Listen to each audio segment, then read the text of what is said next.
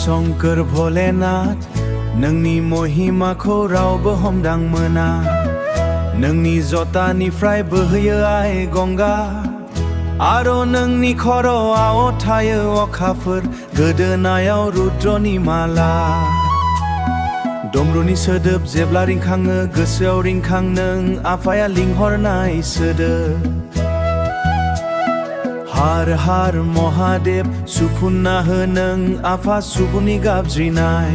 हार हार महादेव जय शिव शंकर नोंनि शरणाव थायो गासै संसारा नोंनि दिनि गोथार सानाव नोंनि सिबि फिसाफोरखौ अनसायहरदो आफा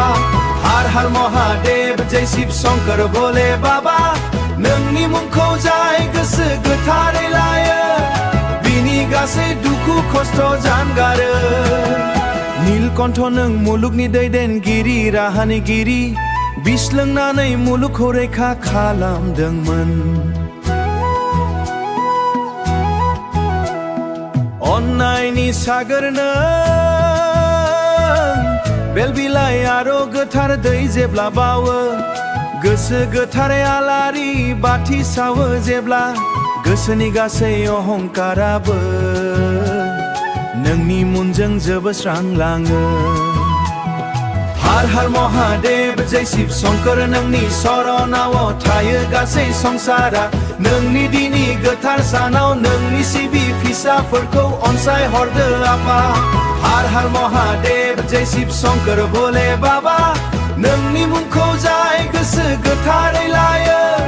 बिनि गासै दुखु खस्थ' जानगारो ओम नमः शिवाय ओम नमः शिवाय जेब्लायबो थाबाय थाथों नोंनि बोर सारस्रिनाय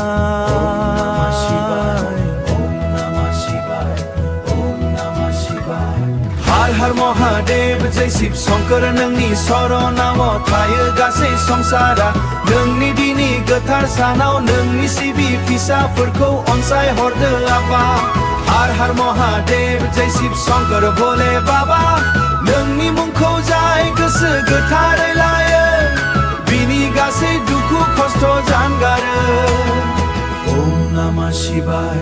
ओम नमः शिवाय ओम नमः शिवाय ओम नमः शिवाय जय भोलेनाथ।